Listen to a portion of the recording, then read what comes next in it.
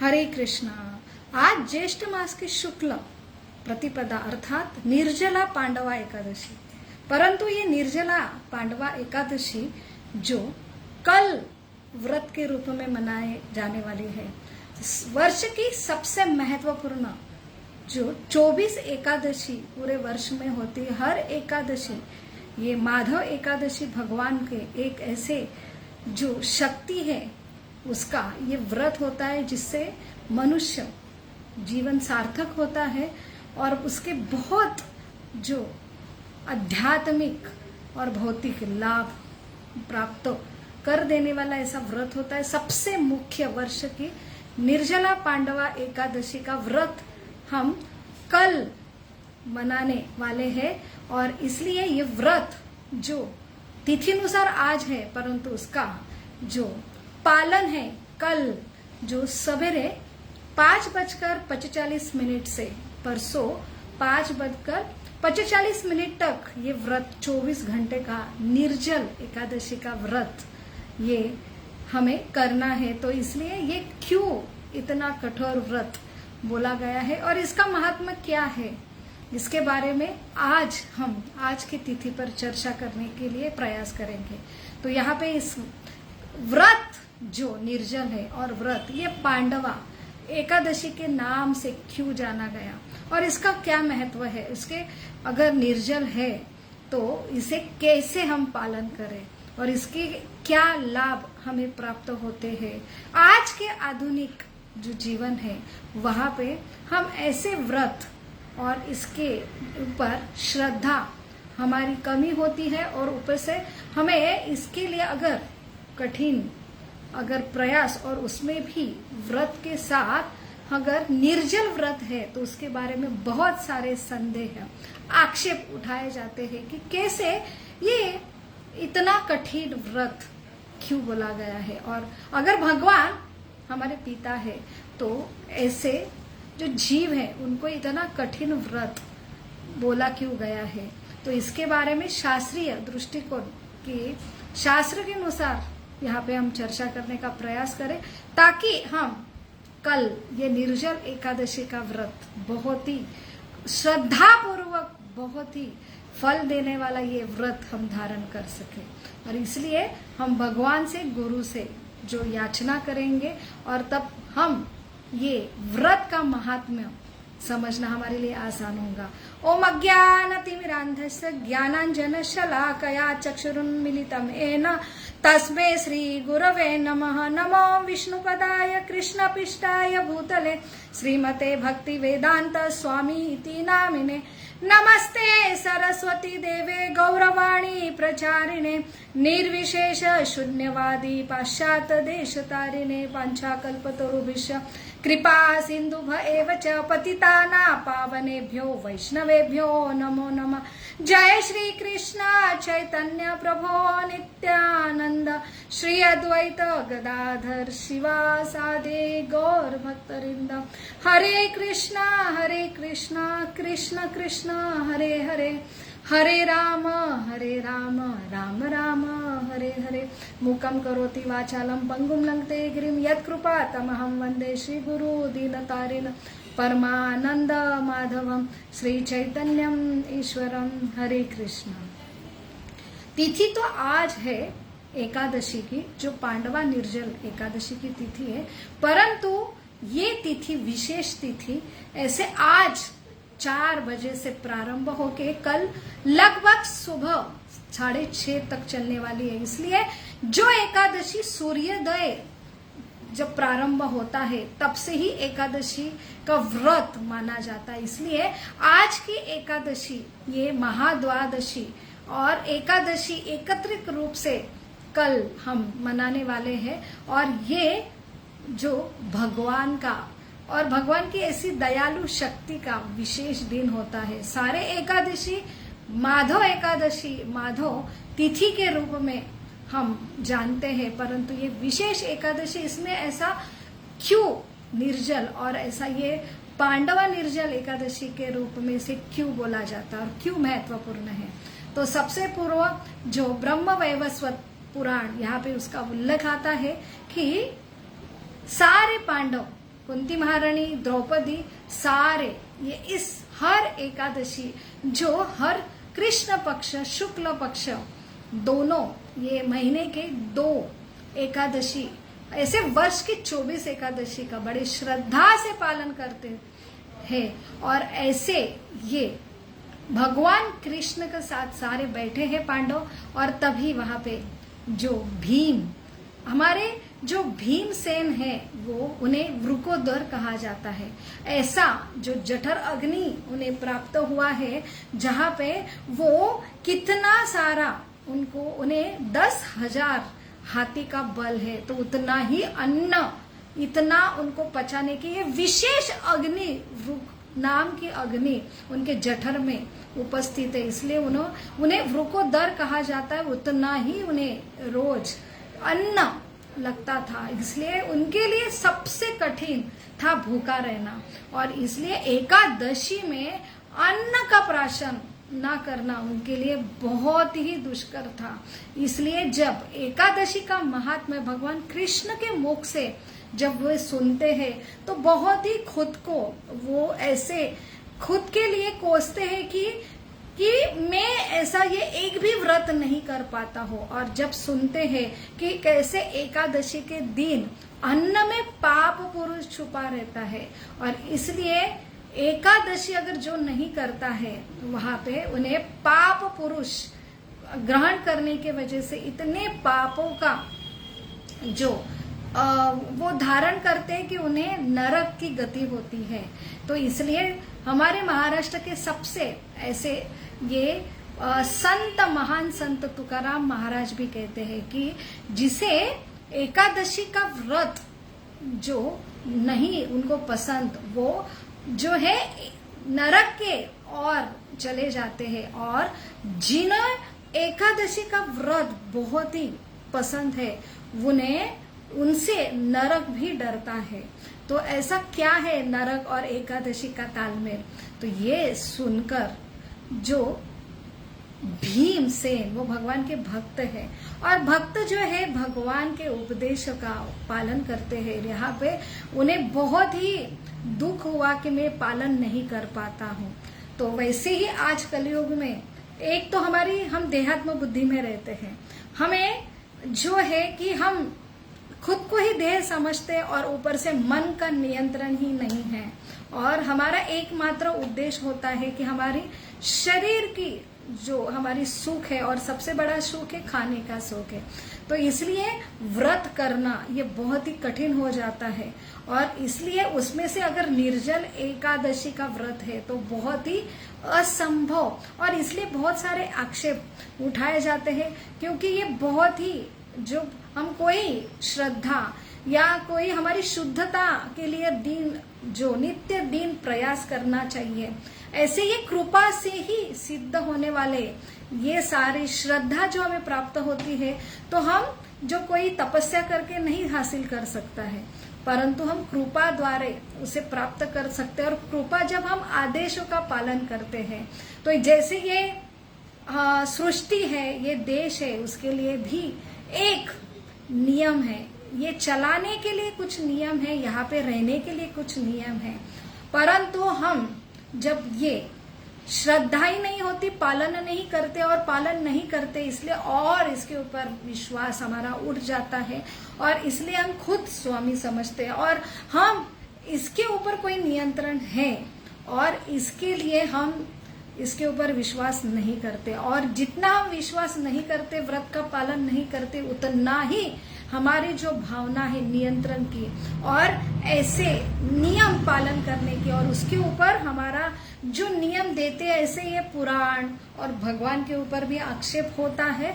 और यहाँ पे हम एक द्वेष की भावना उत्पन्न होके इसके लिए हम अलग अलग जो आक्षेप और आरोप करते हैं कि क्या भगवान अगर सबके पिता है, अगर हम मानते भी है भगवान है और भगवान का अर्थ है सबके पिता, तो भगवान ऐसे व्रत क्यों, अगर अपने पुत्र है सारे जीव तो उनको ये इतनी कठिन ये तपस्या क्यों करने लिए बोलते हैं? तो अगर है तो हम भगवान को मानते नहीं, और फिर ये इसके ऊपर बड़े बड़े आक्षेप होते हैं। तो कैसे इसे समझे?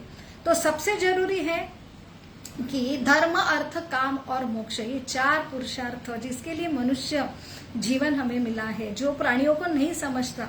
और इसलिए धर्म अर्थात कुछ व्रत, धर्म अर्थात कुछ नियम अगर हम पालन करते हैं, वो सिस्टम ही ऐसी बनाई है, तभी श्रद्धा जागृत होती, तभी वो अनुभव कृपा द्वारा होता है। ये कोई बाहर से हमें नहीं प्राप्त होता है, ये ऐसी सिस्टम है। और वहां पे धर्म अर्थ काम और मोक्ष, तभी हमें समझता है, धार्मिक क्रिया करते हैं तभी हमें समझता है कि हम जो अर्थ, जो काम अर्थात हमारी जो नीड है, वो हमने कितने जो नियम पूर्वक करना चाहिए, तभी जो है हमें ऐसे सृष्टि के नियम के खिलाफ जो क्रिया होती है उससे हम बच सकते हैं। तो ये सृष्टि नियम से पड़ी है।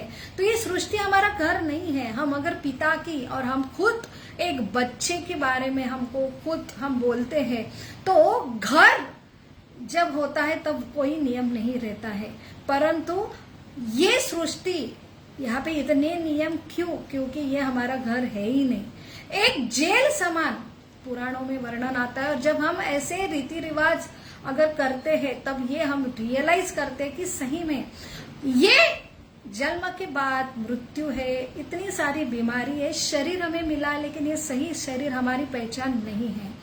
तो यहाँ पे हम हमेशा शाश्वत रहने के लिए और आनंदमय रहने के लिए हमारा जो नेचर है, तो हमारा गुण धर्म है, परंतु ये हमें लांदा जाता है शरीर देके। शरीर है इसलिए नियम है, और शरीर है ये हमारे लिए जेल समान है। तो ये इसलिए हमें एक संधि दी जाती है, शरीर के द्वारा हमें विशेष बुद्धि दी जाती है, वो हम इस शरीर में आके समझे और कुछ पालन करें, तभी हमें समझ में आता है ये हमारा घर नहीं है। इसलिए हमें इतने कठोर नियम के पालन करने के लिए बोला जाता है। तो ये 4 नियम, क्योंकि ये सृष्टि हमारा घर नहीं है, हम अपने पिता के घर में नहीं रह रहे हैं, तो ये जो है ये जेल के समान है। तो फिर हमें इस जेल में क्यों डाला गया?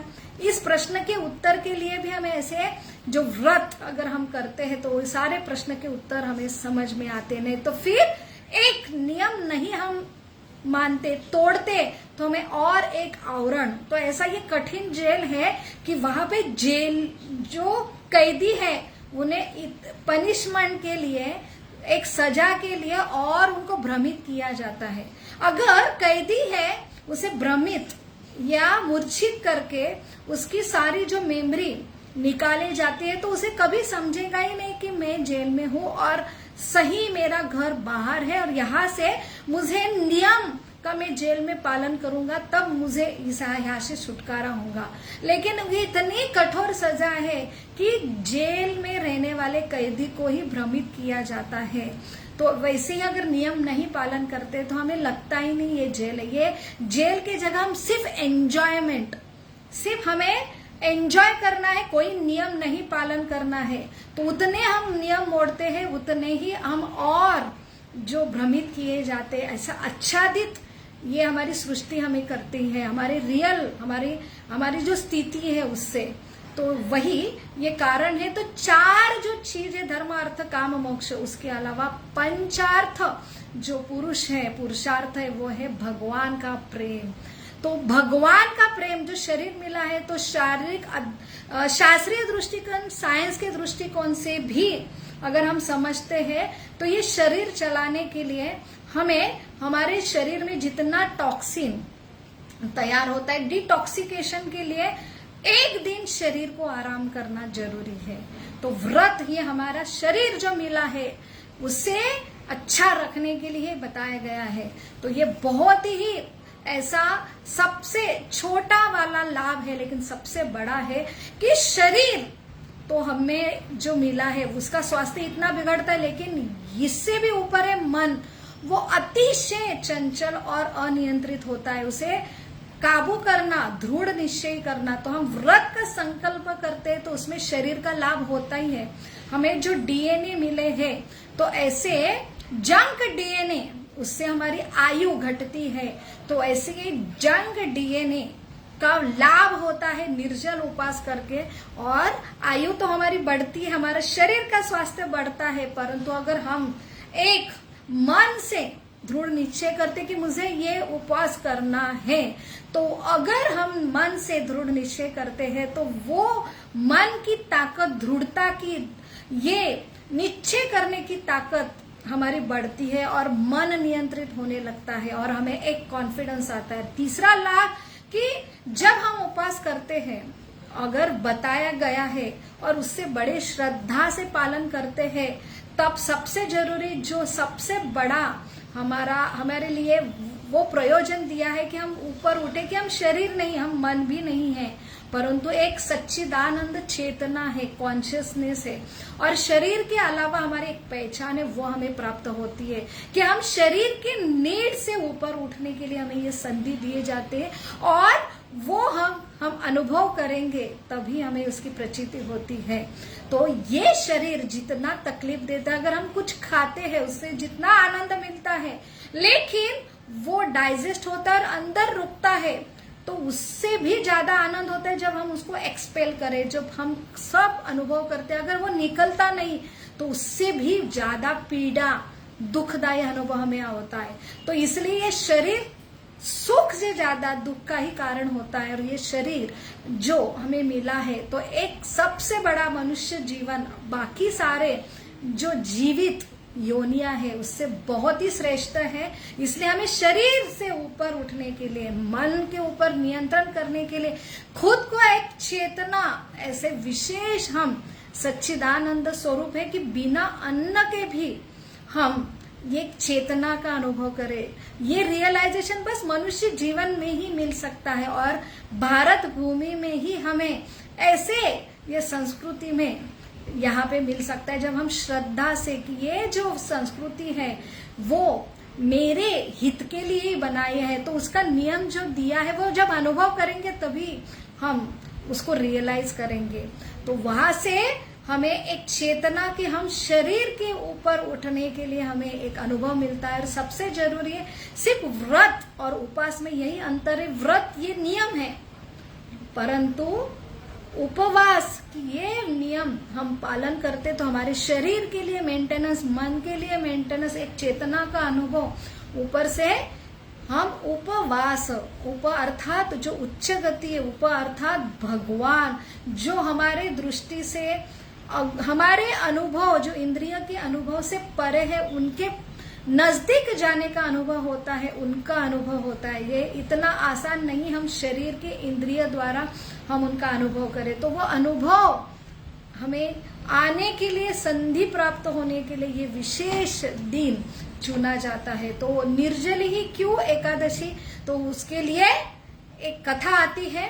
वैसे ही सारे पांडवों को देख के ये जो भीम जी है वो बहुत ही दुखी होते हैं कि मैं ये व्रत नहीं कर पाता, और वो भी सबसे जरूरी 5वां पुरुषार्थ कि प्रेम के लिए मैंने करना चाहिए, मुझे कोई लाभ नहीं चाहिए, परंतु मेरे प्रिय पिता, मेरे भगवान, इनकी इच्छा है और मैं उनका उपदेश का पालन नहीं कर रहा है। तो इसलिए वो बड़े दुखी भाव से भगवान के पास जाते हैं और भगवान जो उनके परम पिता है वेद व्यास के पास उनको भेजते हैं। और वहां पे ये भीम जी वेद व्यास को पूछते हैं कि परम पिता, सब ये व्रत का पालन करते हैं, वर्ष में 24 एकादशी का पालन होता है, परंतु मेरे पास ये जो वृकोदर है उसके वजह से मैं एक भी एकादशी का पालन नहीं कर पा रहा हूँ, इसके लिए मुझे उपाय बताए। तो इसलिए वहां पे उन्होंने ज्येष्ठ मास की शुक्ल पक्ष की एकादशी, ये अगर एकादशी, केवल एक एकादशी, अगर आप वर्ष के 24 एकादशी का पालन नहीं कर पा रहे, आपके शरीर की समस्या है और कोई समस्या है, और या एकादशी करते करते कुछ गलती हो गई, वो व्रत टूट गया, अच्छे तरह नहीं हम पालन करें, तो व्रत ये नियम नहीं है, व्रत ये शुद्धता है। एकादशी विशेष बहुत सारे व्रत है, अलग अलग व्रत बताए गए हैं हमारी श्रद्धा के अनुसार, अलग अलग देव देवता की व्रत हमारे वैदिक संस्कृति में है, परंतु वो व्रत से कुछ तो हमें मिलता है, इसलिए हम सकाम मुझे कुछ चाहिए इसलिए व्रत करते हैं, परंतु निष्काम कि मुझे कुछ नहीं चाहिए, मेरी शुद्धता, मेरी चेतना की शुद्धता, और सबसे जरूरी है मुझे भगवान को आनंद देना है। और जो मेरे परम पिता है वो मेरे एकमात्र हितैषी है, उन्होंने अगर बोला है तो मुझे ये जरूर करना चाहिए, क्योंकि इसमें ही मेरा हित छुपा है, प्रेम के वश मुझे करना है। इसलिए अगर आप एकादशी व्रत नहीं करते और बाकी के सारे व्रत करते जहाँ पे आपकी श्रद्धा है अलग अलग देव देवता की, परंतु एकादशी व्रत नहीं करते तो पूरे व्रत जो है उसका फल आपको प्राप्त नहीं होता है, क्योंकि सारे व्रत जो अलग अलग देव देवता की, और सारे देव देवता के हृदय में परमात्मा रूप में भगवान वास करते हैं, तो वहां पे उनके परम पिता, उनकी माधव तिथि अगर हम पालन नहीं करते तो सारे व्रत का फल नष्ट हो जाता है। इसलिए सारे व्रत करते हैं परंतु एकादशी नहीं करते तो उसका कोई भी फल प्राप्त नहीं होता है। और उसमें से भी निर्जल पांडव एकादशी, ये व्रत ऐसा है कि पूरे जो एकादशी अगर नहीं कर पा रहे हैं या कुछ गलती से छूट जाता है तो केवल निर्जल पांडव एकादशी अगर आप उसका व्रत करते हैं तो सारे एकादशी, सारे व्रत का फल आपको प्राप्त होता है। ऐसी ये सबसे महत्वपूर्ण, ऐसी ये एकादशी भगवान की विशेष कृपा इसमें छुपी हुई है। तो इसलिए ऐसे 6 जो हमारे लिए चीज बताए है, जैसे भगवान विष्णु की आराधना करना, एकादशी व्रत का पालन करना, तुलसी महारानी की पूजा करना, ब्राह्मणों की पूजा करना, गाय की पूजा करना और गीता का पाठ करना, ये 6 चीज बहुत ही महत्वपूर्ण है। आप अच्छे से आपका वर्ण का पालन कर रहे, अच्छी पत्नी हो, अच्छी माँ हो, अच्छे पति हो, और अलग अलग आप धर्म के मार्ग पर चल रहे हो, लेकिन ये 6 चीज का आप इनकी सेवा नहीं कर रहे तो फिर सारे व्यर्थ ही बोला जाता है। इसलिए बहुत ही महत्वपूर्ण है कि 5वां पुरुषार्थ है भगवान का प्रेम प्राप्त करना, वो बहुत ही दुर्मिळ है। जब प्रेम प्राप्त होता है तो अपने आप प्रेम से ये सारे व्रत कठिन नहीं होते हैं।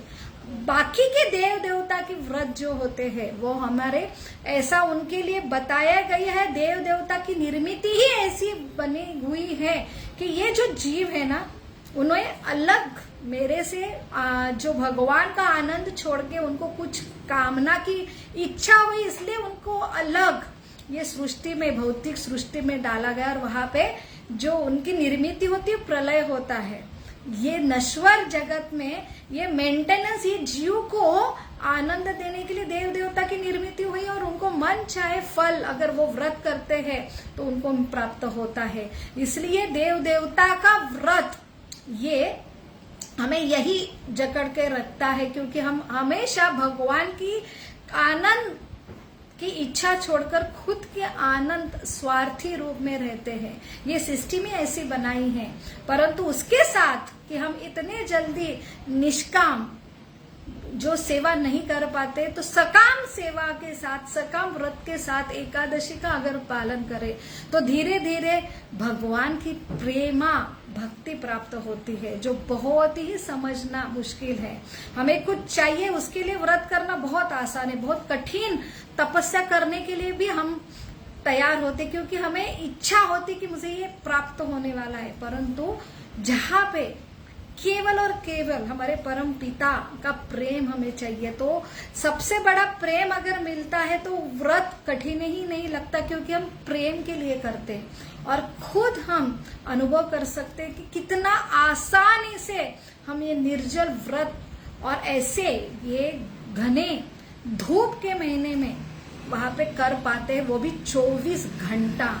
और पारना टाइम जब होता है तो परसों का पारना टाइम है 5:45 में, वहां पे आप जल ग्रहण करके वो जो एकादशी का व्रत का पारण कर सकते हैं। तो हर एकादशी जो 24 घंटे की रहती है, जहां पे अगर आप पानी नहीं पीते हैं तो उसका पारणा जो है जल ग्रहण करके वो व्रत छूटता है।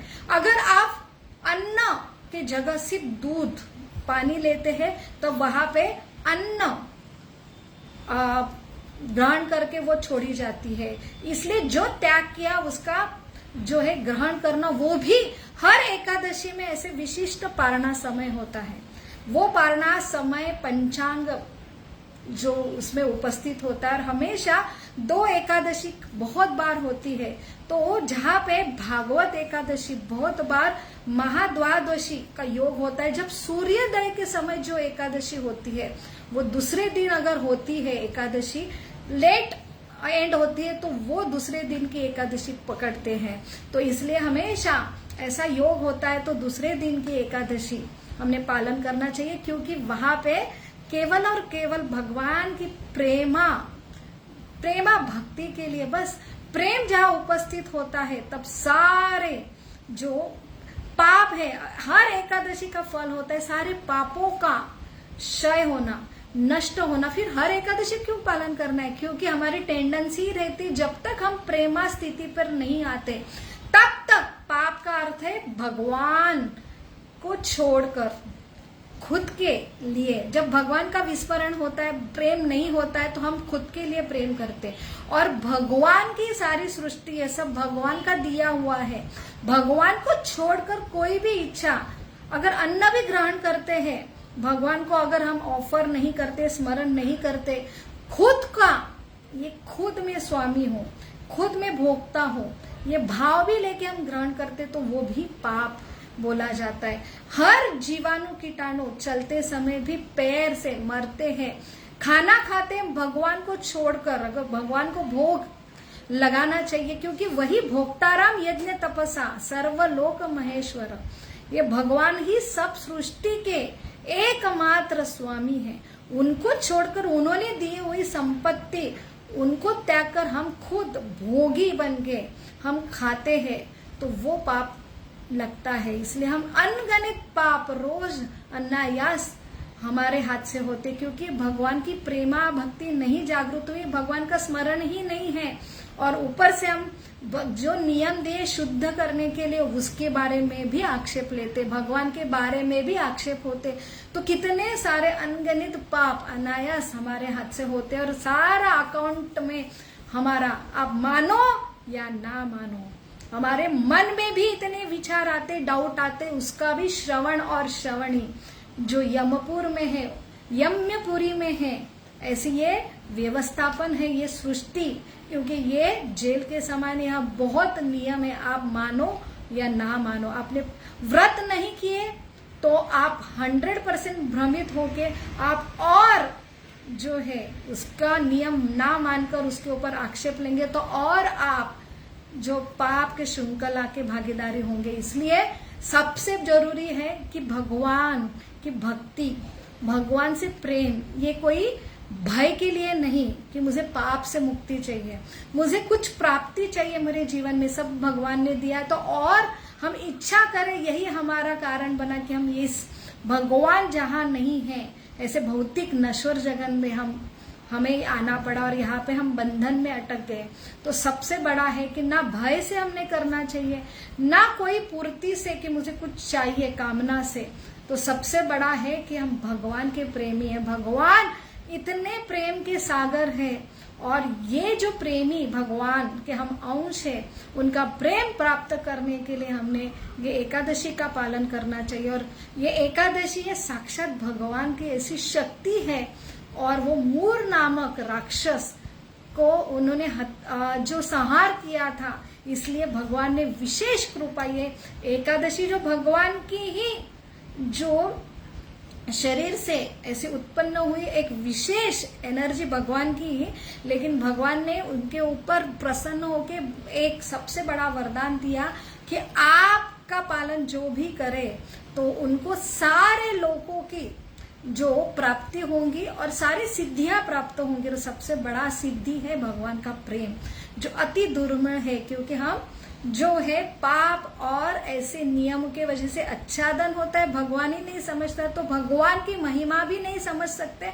और उनका प्रेम प्राप्त करना बहुत ही दुर्मिळ है एक मनुष्य के लिए। तो इतना दुर्मिळ जो है वो केवल एक एकादशी का पालन करे, और वो भी बड़े श्रद्धा से पालन करे, तो हम जो है बहुत आसानी से कर पाते। तो आज दशमी है, इसलिए आज कल निर्जल एकादशी, इसलिए बहुत हम पेट में खा के कल के लिए तैयार हो, ऐसा नहीं है। तो पहला तो दृढ़ संकल्प होना चाहिए, विश्वास होना चाहिए, हमारे लिए एक संधि है। और एकादशी का अर्थ है कि हम भगवान का स्मरण 24 घंटा करें, इसलिए हमारे लिए सबसे बड़ी संधि है। इसलिए सारे व्रत का फल है कि भगवान का प्रेम प्राप्त करना। आराध्यो भगवान व्रजेश तनया तद्धाम वृंदावनम वंद्या कापित उपासना वधु वर्जेन या कल्पिता श्रीमद् भागवतम ममल प्रमाण पुराण प्रेमापुमार्थो महान श्री चैतन्य महाप्रभु मतमिलम तत्रादरो न पर। तो अर्थात भगवान व्रजेश नंदन, ये वृंदावन के जो व्रज गोपियों के सारे ये प्रेमी हैं। और ऐसा ये श्रीमद् भागवतम और श्री चैतन्य महाप्रभु जो साक्षात राधा कृष्ण का भाव लेके अभी अभी कलयुग में आए हैं, उनका स्मरण, उनके नित्य प्रेम का नित्य स्मरण करना, ये सबसे बड़ा आनंद चीज है जो हम कल कर सकते। वो जो अनुभव हमें मिलेगा और उतना ही विशेष दिन में हम उनका स्मरण करते हैं, ऐसे प्रेमा लीला का स्मरण करते हैं, तब हम शरीर के ऊपर उठकर हमें जो शरीर का अन्न ग्रहण करने के बाद जो आनंद प्राप्त होता है बहुत निचला है। परंतु वही शरीर के ऊपर, मन के ऊपर अगर हम चेतना, जो हम भगवान के प्रेमी हैं, वो हम रस आस्वादन करते बड़े श्रद्धा से, तो हम बहुत ही आसानी से 24 घंटा निर्जल रह सकते हैं। तो ये सबसे बड़ा आसान होगा कि हमें भगवान का स्मरण करना है, जो बहुत आसान होता है जब हम जो है कि हम खाली पेट रहते हैं और शरीर की क्रिया से आलस से दूर होते हैं। तो इसलिए पहले दिन हमने एक तो दृढ़ निश्चय करना है कि हमें ये बहुत बड़ी संधि है, टेंशन वाला काम नहीं, बहुत आनंद वाला काम है। और सबसे बड़ी जो है कि हमने भगवान का स्मरण करने के लिए दृढ़ निश्चय करना चाहिए, और वही उपास होता है। और कोशिश करना चाहिए पहले दिन हम लाइट आहार करें, इसलिए दूसरे दिन हमें डाइजेशन के लिए बहुत आसान हो निर्जल रहना, और शरीर के देहात्म बुद्धि से हम बाहर रह के भगवान का चिंतन कर सके। जितना हो सके हमने करना चाहिए। अगर बहुत तकलीफ होती है, शरीर साथ नहीं देता है, तो हम पानी ग्रहण करके कम से कम पानी के ऊपर या जूस के ऊपर ये व्रत जो है पालन करना चाहिए। हरे कृष्ण कृष्ण कृष्ण हरे हरे, हरे राम राम राम हरे हरे। तो कल की निर्जल पांडवा एकादशी के लिए आप सबको लाख लाख शुभकामनाएं। हरे कृष्णा।